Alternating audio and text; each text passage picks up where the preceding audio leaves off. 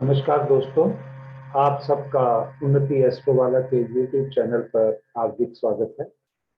आज महाशिवरात्रि के पावन अवसर पर मैं आप सबको बहुत बहुत शुभकामनाएं देता हूं। भगवान शिव की आप पर और आपके परिवार पर हमेशा आशीर्वाद बनी रहे और आप अपने जीवन में तरक्की करते रहें और लोगों की सहायता करते रहें। इसी के साथ एक बार फिर महाशिवरात्रि के पावन अवसर पर आपको, आपके परिवार को बधाई देते हुए मैं आज की एक वीडियो आपके साथ शेयर करने जा रहा हूं। तो उस वीडियो पे बात करने से पहले तीन बार हम ओम नमः शिवाय, ओम नमः शिवाय, ओम नमः शिवाय। तो आइए दोस्तों, मैं आज आपके साथ एक चार्ट शेयर करता हूं और आपसे, जैसा मैंने कहा है कि आने वाले कुछ समय में मैं सिर्फ और सिर्फ वैदिक एस्ट्रोलॉजी के ऊपर अभी वीडियो बनाऊंगा। भृगु नंदी नाड़ी के ऊपर वीडियो, कभी नए वीडियो नहीं बनाऊंगा। तो लेकिन इस चार्ट में, क्योंकि लोगों की बार बार यूट्यूब चैनल पर रिक्वेस्ट आ रही है, तो एक कोई भी चीज मैं भृगु नंदी नाड़ी से जरूर बताऊंगा, क्योंकि कुछ लोग मेरे यूट्यूब चैनल पर भृगु नंदी नाड़ी सीखने के लिए आते हैं। तो वैदिक चार्ट से मैं इसका कुछ बातें शेयर करते हुए एक पॉइंट जरूर लास्ट में भृगु नंदी नाड़ी पे रखूंगा, ताकि जो लोग चैनल पर आते हैं उनको भी निराशा हाथ न लगे। तो दोस्तों, ये एक चार्ट है जो कुंभ लगन का चार्ट है। ये चार्ट एक ऐसे नेटिव का है जो मेरे से अप्रोक्सीमेटली 1.5 साल पहले जुड़ा था, और 1.5 साल पहले जुड़ने के बाद उनके जीवन में कुछ कठिनाइयां थी। भगवान ने मेरी ड्यूटी लगाई कि मैं उन तक वो चीजें कन्वे कर सकूं और वो उन चीजों पर चल सके, और उसके बाद उनको जीवन में अच्छी प्रोग्रेस मिल सके। जो उनके अवरोध, जो ऑब्स्ट्रक्शन आ रहे थे, मुझे तो सिर्फ वो चीज बतानी थी जो प्रभु का आदेश है, लेकिन उस जातक ने अपने जीवन में खुद उनको इम्प्लीमेंट करके काफी अच्छा अभी फिलहाल स्थिति में वो पहुंच गए। तो आइए देखते हैं। सबसे पहले आप देखिए कि इस जातक का जो लग्नेश है वह वक्री होकर लगन में ही बैठा हुआ है, और साथ में गुलिका और मांडी भी।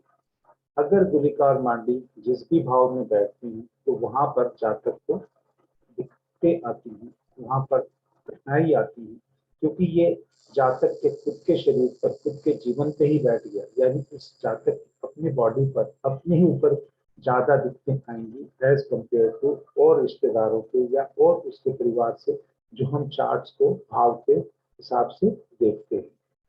तो पहला भाव खुद का है जातक का।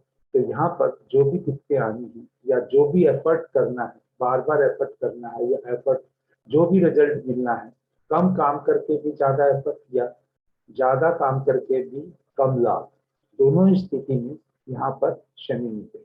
शनि कभी किसी के काम के हिसाब से किसी का नहीं कुछ रोकते हैं, लेकिन क्योंकि अगर आप यहाँ पर देखेंगे, जब ये शनि वक्री होकर पिछले भाव में भी जाता है, वह भी अपनी राशि में, जो फॉरेन की राशि में है। यानी ये जातक, आप मान के चलिए कि जहां पे भी पैदा हुआ वहां से ये फॉरेन लोकेशन में सेट, और वहां का नागरिक भी। अब दूसरी बात इसमें, क्योंकि वो तो लग्नेश ही उसमें चला गया। अगर आप ये कहते कि जब, जैसा मैंने बहुत से चार्ट्स में कुछ लोगों को कहते हुए सुना है, वो ये कहते हैं जब लग्नेश खुद 12वें भाव में चला जाए तो लगन का व्यय, यानी उस जातक को दिक्कत होगी। लेकिन इस जातक की रेमेडी मुझे नहीं मालूम कि जब ये गए थे कि उन्होंने किसी एस्ट्रोलॉजर से दिखाया था, या भगवान से बड़ा कोई एस्ट्रोलॉजर तो हो नहीं सकता, उनका उन्हीं का आदेश था। तो ये विदेश में गए और काफी अच्छी मेहनत करके वहां सेटल। जब आप इसमें एक और देखेंगे, यहाँ पर राहु की दृष्टि, जब शनि वक्री होकर पीछे चले जाते हैं, क्योंकि वो अपने पिछले भाव का भी रिजल्ट देंगे, तब राहु की दृष्टि इन पर पड़ रही है। राहु विदेश का कारक है। तो शनि अपनी राशि में, राहु 2 नंबर वाली में, तो उसके हिसाब से 9th एस्पेक्ट से इसको देख भी रहा है शनि को। शनि और राहु हो सकता है तो जीवन में समस्याएं क्रिएट करे, पर इन दोनों का अगर कहीं ना कहीं लग्नेश से संबंध हो जाए तो ये जातक को विदेश जरूर लेके जाते हैं। पहला विदेश जाने का एक योग मैंने यहाँ से बताया। तो ये पूरा मैंने वैदिक से बताया और उम्मीद करता हूँ ऐसे बहुत सारे योग होंगे पूरे बताने। तो अभी इस कुंडली में भी कम से कम 7-8 और ऐसे योग हैं जो कंफर्म करते हैं कि ये जातक जहाँ पे भी पैदा होगा वहां से अपना स्थान बदलकर वो विदेश जाएगा। तो अभी एक सिर्फ विदेश का। दूसरा हम ये देखते हैं कि इसी भाव से अगर हम इसकी एजुकेशन देखें, एजुकेशन के लिए हमें अगर देखना हो वैदिक में तो खासकर जो 4th हाउस और 5th हाउस, ये वो चीज है यहाँ पर जाकर अपना स्कूल लेवल कंप्लीट करता है 4th हाउस से, जो कॉलेज लेवल है वो करता है 5th हाउस से, और जो हायर एजुकेशन है वो करता है 9th से।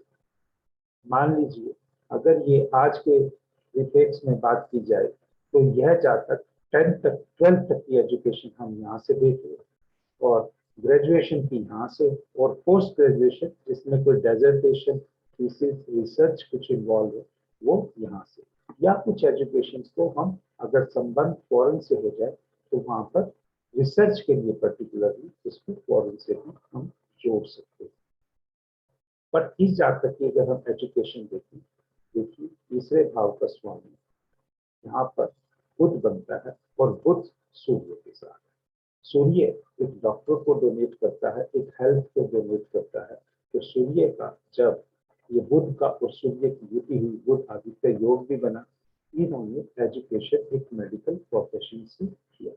अब और चीजें जो देखनी है कि हमें और नहीं देखेंगे कि यहाँ पे जुपिटर खुद है, जुपिटर और चंद्रमा, ये भी एक बहुत अच्छा गज केसरी योग, ये एक बुध आदित्य योग। लेकिन अगर यहाँ पर अगर हमें सिर्फ एजुकेशन के बारे में करना है तो हम यहाँ पर बोल रहे हैं यहाँ पे 12th तक का लॉर्ड जो है हाउस का है, राहु के ऊपर जो अधिपत्य है या उसका स्वामी है वो शुक्र बनता है, और यहाँ पर भी 9वें भाव का स्वामी शुक्र बनता है जो मंगल और केतु के साथ जाके बैठा है। ये कोई सर्जन टाइप की मेडिकल प्रोफेशन में जरूर एक इंडिकेशन देते हैं। और उसके साथ साथ यहाँ पर जो पंचम भाव का स्वामी, जहाँ से एक बैचलर की डिग्री लेनी है, वहाँ का स्वामी सूर्य के साथ बैठा, वो एक डॉक्टरी पेशे को शो करता है।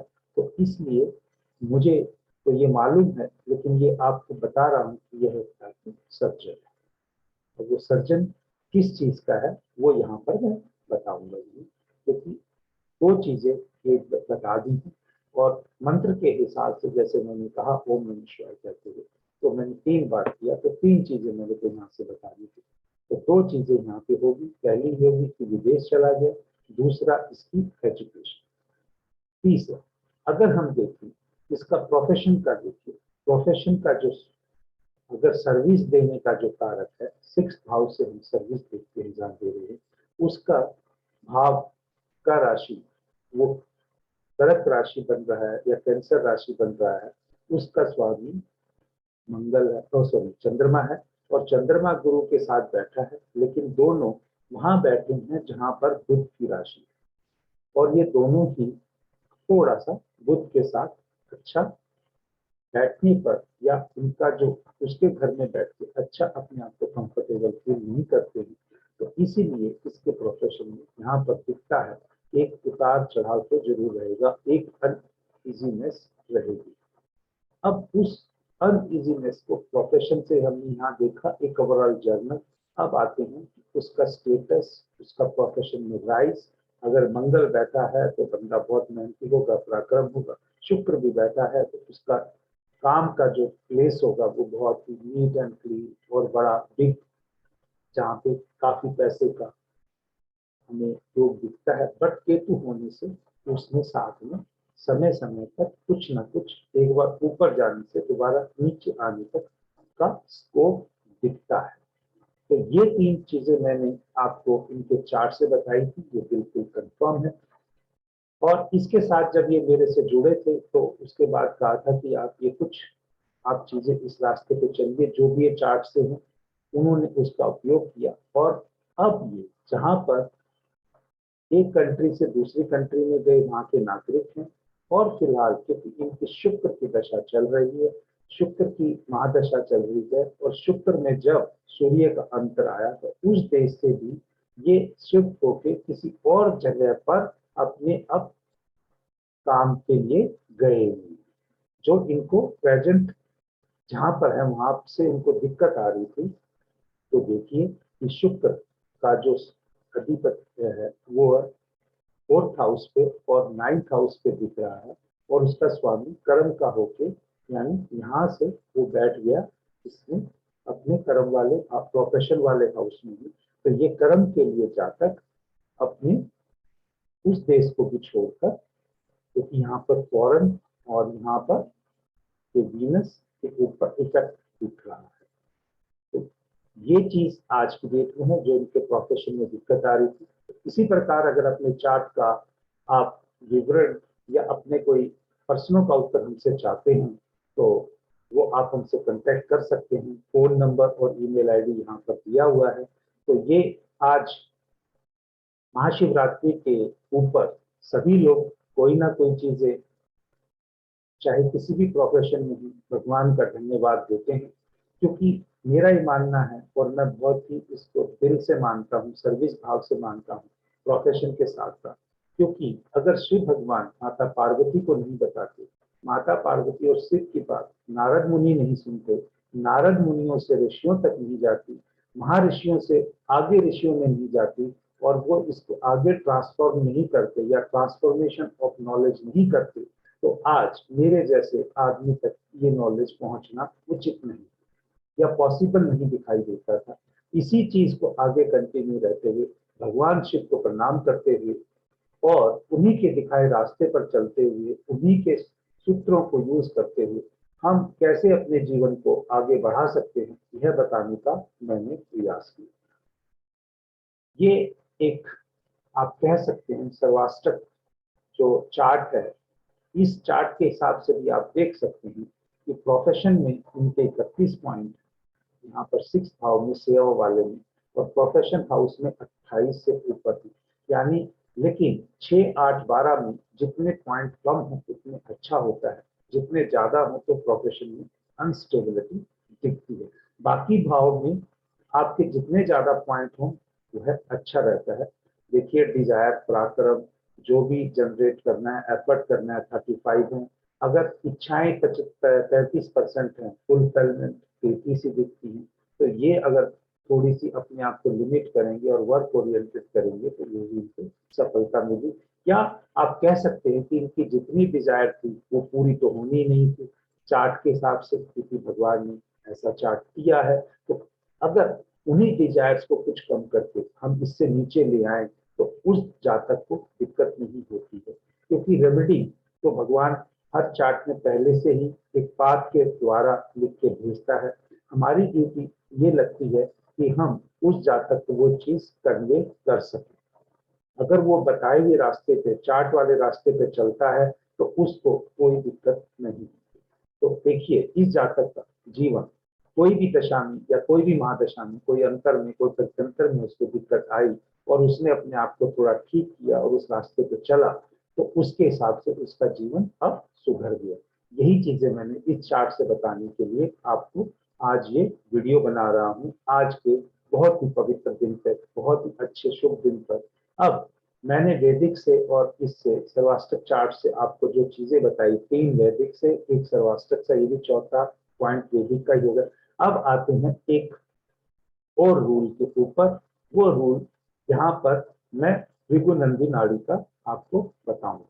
क्योंकि सभी लोगों की उम्मीद रहती है कि मैं भृगुनंदी नाड़ी पे वो लाइक कर रहे हैं, मुझसे फोन पे भी बात कर रहे हैं, या कुछ लोग जो मेरे चैनल को सब्सक्राइब नहीं कर रहे हैं। क्योंकि मैं देखता हूँ अराउंड मेरे जितने भी सब्सक्राइबर हैं वो अगर 34 या 35% है, 65% बगैर चैनल को सब्सक्राइब किए हुए बगैर कोई भी नॉलेज को पे किए हुए, कोई मतलब हम यूट्यूब चैनल पे हमारा अपना मकसद हो सकता है, लेकिन आप किसी से एनर्जी ट्रांसफॉर्म कर या ट्रांसफर कर रहे हैं या किसी से एनर्जी ले रहे हैं, आप कम से कम उसके चैनल को सब्सक्राइब करके उसके वीडियो को लाइक करके तो पे कर सकते हैं। अगर आप नहीं करेंगे तो आपका कुछ ना कुछ उसमें कमी रह जाएगी ज्ञान को प्राप्त करने में। मैं ना कोई डरा रहा हूँ ना कोई बता रहा हूँ, मैं सिंपल एक चीज बता रहा हूँ कि आप किसी से जब भी कुछ चीज ग्रहण करें बदले में जरूर दें। और ग्रहण करने के लिए यूट्यूब के जैसे चैनल पर एक ही मीडियम बचता है कि आप अगर पॉजिटिव कमेंट ना भी लिखें, उनके चैनल को सब्सक्राइब करें, चाहे वो मेरा चैनल है चाहे किसी और का चैनल है। अगर आपको वहां से कंटेंट अच्छा लगता है तो उस चैनल को अवश्य सब्सक्राइब करें और उसके व्यूज के ऊपर अपना थोड़ा सा समय लेके अगर अच्छे लगते हैं तो उसको आगे और लोगों को जरूर ट्रेवल कराएं और लोगों को बताने में मदद करें। यही हमारे जीवन का सार है। अगर आप इसको फॉलो नहीं करते तो जितनी मर्जी आप विद्या ले लीजिए, जहां मर्जी आपसे इकट्ठी कर लीजिए, चाहे किताबों का भंडार लगा लीजिए, आपको वो विद्या काम नहीं आएगी जब तक आप किसी का ग्रेटिट्यूड नहीं पे करेंगे। इसीलिए आज के पावन अवसर पर, महाशिवरात्रि के अवसर पर, हम भी ये ग्रेटिट्यूड करते हुए कि ये शिव जी भगवान की विद्या है, उन्हीं ने आगे बताई हुई है और ये विद्या आगे लोगों तक जानी चाहिए, इसलिए मैं ये वीडियो बना रहा हूँ। और हाथ जोड़कर एक बार फिर भगवान शिव को प्रणाम करते हुए महाशिवरात्रि के अवसर पर मैं एक भृगुनंदी नाड़ी का कंसेप्ट आपको बताने जा रहा हूँ। भृगुनंदी नाड़ी में जहां पर भी गुरु बैठता है उस गुरु से उस बंदे को देखते हैं, चाहे वो लड़का है चाहे लड़की है। हमें यहाँ पर कोई असेंडेंट नहीं देखना, कोई लगन नहीं देखना, कोई लग्नेश नहीं देखना। जहां पर गुरु बैठा है आप समझ लीजिए वो वहां पर जातक का लगन है, अगर आप लगन में ही शौक रखते हैं तो। लेकिन भृगुनंदी नाड़ी में लगन हम नहीं देखते, हम देखते हैं जहां जातक बैठा है अब उस जातक का जीवन कैसा है।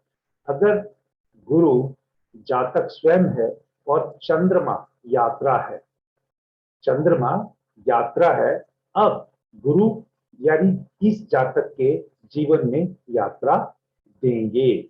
अब ये यात्रा कहां से करेगा, जैसे मैंने अभी वैदिक में बताया, जिस देश में पैदा हुआ वहां से वो किसी और का नागरिक बना, अब नौकरी करने के लिए भी किसी और देश में गया तो अपने घर से आना जाना लगा रहेगा या काम के लिए ट्रेवल करेगा, तो ये यात्राएं इसके जीवन का अहम हिस्सा होगी।